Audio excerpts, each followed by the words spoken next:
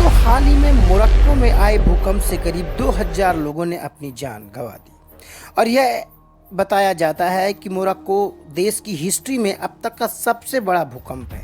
यानी इसके पहले इस क्षेत्र में इतना बड़ा भूकंप नहीं देखा गया था। यानी यह क्षेत्र भी धीरे धीरे अर्थक्वेक के लिए वनरेबल होता चला जा रहा है। तो इसके बाद हमारे दिमाग में क्वेश्चन आता है कि हाल ही में गए जो चंद्रमा पे चंद्रयान 3 है, तो क्या चंद्रमा पर भी भूकंप आते हैं? तो आज हम इस वीडियो के माध्यम से हम आपको बताएंगे कि चंद्रमा में अर्थक्वेक की क्या हिस्ट्री है, यानी वैज्ञानिक चंद्रमा के भूकंप के बारे में क्या क्या जानते। चलिए शुरू करते हैं आज का अपना वीडियो। दोस्तों, चंद्रमा पर भूकंप आने की कई वजह हो सकती है। वहाँ पृथ्वी के जैसी भूगर्भिक सक्रियता तो नहीं है, फिर भी टेक्टोनिक प्लेट्स वहाँ भूकंप के कारण हो सकते हैं। तो दोस्तों, चलिए शुरू करते हैं और जानते हैं कि आखिर चंद्रमा पर भूकंप आते भी हैं या नहीं। आखिर चंद्रमा पर भूकंप को साइंटिफिक कम्युनिटी क्या सोचती है? हाल ही में विक्रम लैंडर ने चंद्रमा पर भूकंप की गतिविधि के संकेत पाए। वहाँ इंसानों के न रहने से इसके बारे में चर्चा नहीं होती, पर वैज्ञानिकों का कहना है कि चंद्रमा पर तो पृथ्वी पर आने वाले भूकंपों से ज़्यादा ही शक्तिशाली भूकंप आने की संभावना हो सकती है।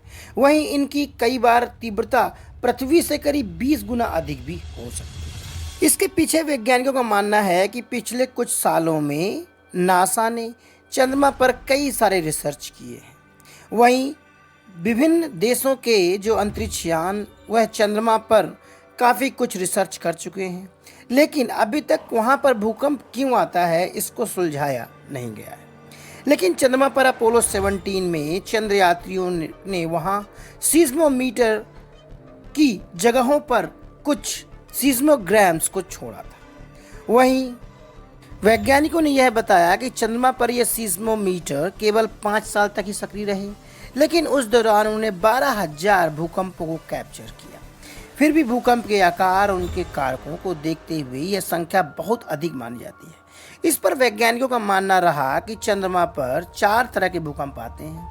एक गहरे भूकंप होते हैं, तो कुछ हल्के भूकंप होते हैं, कुछ उथले रूप से, वही तीसरे उल्का पिंड भूकंप के चौथे ऊष्मी भूकंप के श्रेणी में रखा जाता है। इस पर वैज्ञानिकों ने यह समझा कि जो गहरे भूकंप चंद्रमा पर आते हैं उनकी जो सतह से करीब 700 किलोमीटर नीचे वह भूकंप पैदा होते हैं और वह भूकंप काफ़ी स्ट्रांग भूकंप होते हैं। वहीं जो पृथ्वी के चारों ओर चंद्रमा चक्कर लगाता है उसके कारण जो जोरी बल होता है उनके कारण भी चंद्रमा पर भूकंप आ सकते हैं। इस पर वैज्ञानिकों का कहना है कि जिस तरह से चंद्रमा का पृथ्वी के महासागरों पर असर होता है, उसी तरह पृथ्वी का असर चंद्रमा पर भी पड़ता है, जो कि पथरीले कोर तक उन पे असर होता है और यही वजह हो सकती है कि चंद्रमा पर भी स्ट्रांग भूकंप आने की। इसके अलावा वैज्ञानिकों ने अभी तक यह भी पाया है कि चंद्रमा पर उल्का पिंडों के टकराव के कारण भी भूकंप आने की संभावना है। चूँकि वहाँ वायुमंडल नहीं है, छोटा उल्का पिंड भी उनकी सतह से डायरेक्ट टकरा जाता है। वहाँ पर कोई महासागर भी नहीं है, तो वह जो उल्का पिंड होते हैं वह वहाँ के कोर यानी वहाँ के आउटर सरफेस से टकराता है और इसके कारण वह एक कंपन तैयार करता है। इसके बाद वैज्ञानिकों का मानना है कि मून के लिए एक सबसे बड़ी चिंता का विषय है कि वहाँ पे जो हल्के और उथले रूप में भूकंप आते हैं, जिनकी तीव्रता रिएक्टर स्केल पर 5.5 के आसपास हो सकती है। इस पर वैज्ञानिकों का मानना है कि चंद्रमा के अंदर एक टेक्टोनिक प्लेट की जो भी मूवमेंट होती है, उनसे बने जो क्रेटर हैं उनके बीच के रिएक्शन के कारण भूकंप आने की संभावना बढ़ जाती है। इसके बाद सबसे बड़ा क्वेश्चन यह उठता है कि वहाँ पर जो भूकंप आने की टाइमिंग क्या है, यानी कितनी देर तक भूकंप आते होंगे। इस पर वैज्ञानिकों की राय है कि पृथ्वी पर आने वाले भूकंप करीब 10 से 30 सेकंड तक होते हैं। यहीं कुछ 2 मिनट से लंबे समय तक भी चलते हैं, लेकिन चंद्रमा पर इनकी अवधि काफ़ी लंबी हो सकती है।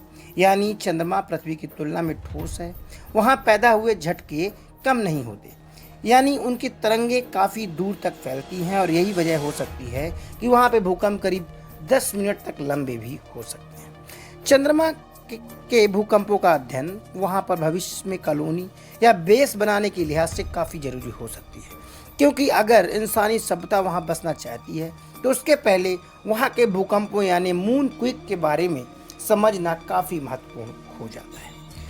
हालांकि वैज्ञानिक इस काम पर काफ़ी ज़ोर शोर से लगे हुए हैं और भविष्य में आर्टेमिस मिशन यानी मून पर नासा और भारत मिलकर के वहाँ पर एस्ट्रोनॉट्स को भेजने की तैयारी में भी लगे हुए हैं। हो सकता है कि निकटतम भविष्य में हम चंद्रमा पर भूकंपों के रहस्य को प्रॉपर तरीके से समझ पाएं। इसके बारे में जैसे ही कोई अपडेट आती है आप तक हम जरूर पहुंचाएंगे। इसके लिए देखते रहिए एन वर्ल्ड न्यूज़। नमस्कार।